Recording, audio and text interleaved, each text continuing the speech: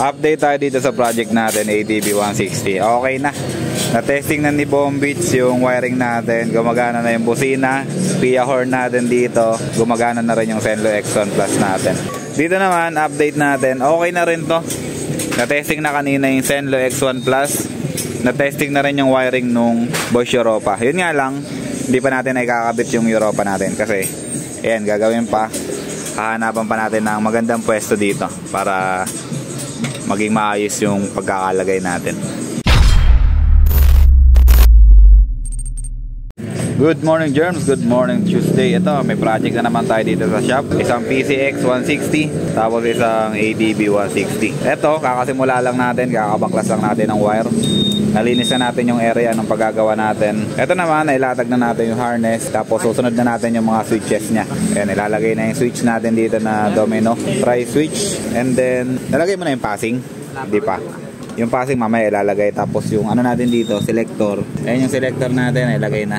Maya maya ikakabit na rin natin yung Bosch Europa, tapos yung X1 Plus dito sa PCX 160. Tapos ito naman, antabayan na natin to. Ang setup nito ay Zenlo X1 Plus and then Pia horn. Ayan. Ayan yung setup natin dyan. Dito, Zenlo X1 Plus and then yung kanyang Bosch Europa. Medyo challenging lang tayo dito sa Bosch Europa kasi sobrang laki ng busina natin. Wala tayong masyadong space. Unlike dito sa ADB 160, meron tayong space dito for Bosch Europa. And then dito sa side na to, meron din tayong space dito para sa Bosch Europa.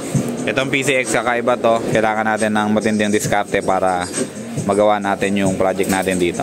Mamaya update ko kayo kung ano yung magiging result ng wiring natin, kung ano yung magiging itsura ng final nya. Kasi ito ano pa lang naman to, partial pa lang naman to. Tapos yung ating installation ng Bosch Europa dito, ipa-final natin mamaya. Titingnan natin. Balik na lang tayo mamaya kapag ito naka-ready na rin to. Yung harness nya naka-ready na rin. Ito yung Zenlo X1 Plus, ito yung Pia horn original. Yung harness nya okay na. Yung mga switches nya okay na rin. Fuse box, fuse stop, nilalagay na ni Bombits dun sa battery. Ayan. Okay na yan. Balik tayo mamaya. Papakita ko sa inyo kung gaano kalinis yung magiging setup natin dito sa ADB 160 tsaka dito sa PCX 160. Ayun o, okay na. Nailatag na yung harness. Na-tidy na rin. Ano bang ginagawa mo dyan, Bombits? Nilalagay na rin yung busina natin na Pia original, tapos yung stock horn. Isang para. Ganyan yung style natin dito. Ganyan yung paglalagay natin ng busina. Yung Pia horn, tapos stock horn. Magkakasama na silang tatlo dyan. Kasyang-kasya yan. Walang ipit. Walang tupi ng bracket. Ganyan na ganyan ang pagkakalagay natin. Dito naman sa PCX project natin, okay na rin. Naitidy mo na, Papar. Ayan.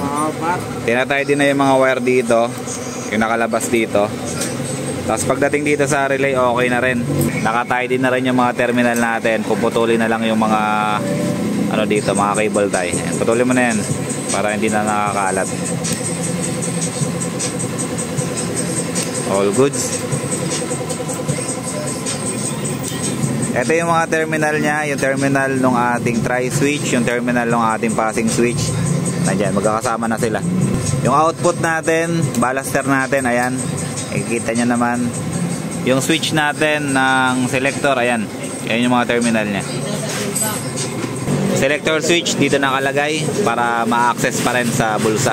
Yung busina naman, since ano nga to, Bosch Europa, hindi pa natin nalalagay. Mamaya pa tayo maglalagay ng Bosch Europa dito para makapag-focus tayo. Unahin lang muna natin yung harness. Pag nalatag na kasi yung harness, magte-testing na tayo ng ilaw tsaka busina kung working na yung wiring natin. After nun, ayun, focus na tayo sa pag-i-install nung busina kung saan natin siya ilalagay. Check mo kung nababatak ha. Nababatak ba? Hindi naman. All goods. Okay. Ulitin ko, PCX 160 yung project natin. Ganito yung style ng wiring natin dito. Dito siya nakalagay sa space na to. Ayan yung relay nya, ayan yung harness nya, yung mga switches nya, ayan din. Ang kagandahan kasi dito sa wiring natin, once na magkaroon ng depekto yung mga switches natin, for example, tri-switch natin dito, passing switch, selector, yan. Kung magkaroon ng diferensya yan, hindi na tayo magagalaw dun sa mismong harness. Uhugutin nilang natin dito sa mga terminal na to. For example, itong tri-switch, uhugutin lang natin. And then yung passing switch, hugutin lang natin kung magka-problema. Ganun lang kasimple yung wiring natin. Madali siya i-maintain. Friendly siya kahit sinong mekaniko yung gagalaw. Madali lang intindihin niya. Naka-color coding pati. Hindi kayo maliligaw kahit sino. Kahit nga beginner or amateur, kayang mag-install nitong harness natin. Siya nga pala, ito yung mga harness natin dito. Marami tayong stock. Marami tayong nakaabang dito para sa ADB 160, ADB 150, PCX 160. Ayan, marami tayong harness dyan. Marami pa tayong gagawin kasi marami tayong nakukuha ang order sa online, sa Shopee. Tapos syempre dito sa shop. Ayan o. Marami tayong gawa. May naka-schedule pa tayong 2 or 3 na wiring ngayong araw. Ito, pag natapos to ngayong morning, anong oras na ba? Mag-11 na. Mag-11 na, pero ito patapos na to. Ito patapos na rin to. Mamaya yung 2 naka-schedule, accommodate na natin yung kaagad. Kasi ano naman to, okay na to. Mamaya testing na tayo dito sa ADB 160. Tapos dito naman sa PCX 160. Testing na rin tayo. Update tayo dito sa project natin, ADB 160. Okay na. Na-testing na ni Bombits yung wiring natin. Gumagana na yung busina. Pia horn natin dito. Gumagana na rin yung Zenlo X1 Plus natin. Bali ang gagawin niya, sasara na ulit to. Lagay mo nga ng tape to. Balutin mo nga muna to. Ito kasi yung abang natin. Naubusan na tayo ng terminal. Hindi na natin nalagyan ng terminal para sa loud horn or kaya dun sa Bosch Europa natin. Lagay mo ng tape. Hindi naman magdidikit yung dulo niyan. Wag. Okay, short yan. Isasarado na natin to after... Anong oras ka nagsimula? Alas 10? Ayan. Alas 10 inumpisahan yung project. Ngayon, 11:06 na. Siguro matatapos tayo dito mga 11:30. So exactly 1.5 hour yung project natin dito sa ADB 160. Ayan. Panapay na lang yung wiring natin dito and then close na natin. I-fix na natin yung Zenlo X1 Plus. Nabutasan mo na to? Okay na. Mamaya ipapakita ko rin sa inyo kung paano natin siya pinipix dito. Ipapakita ko sa inyo kung ano yung bracket na ginagamit natin. Tapos kung saan natin siya minamount. Para sa mga gusto mag DIY. Ayan, madali lang sa inyo yung paggagawa nito. Balik na lang ulit tayo. Update na lang ulit tayo dito sa ADB 160. Dito naman, update natin. Okay na rin to. Na-testing na kanina yung Zenlo X1 Plus. Na-testing na rin yung wiring nung Bosch Europa. Yun nga lang, hindi pa natin ikakabit yung Europa natin. Kasi, ayan, gagawin pa. Hahanapan pa natin ng magandang pwesto dito. Para maging maayos yung pagkakalagay natin.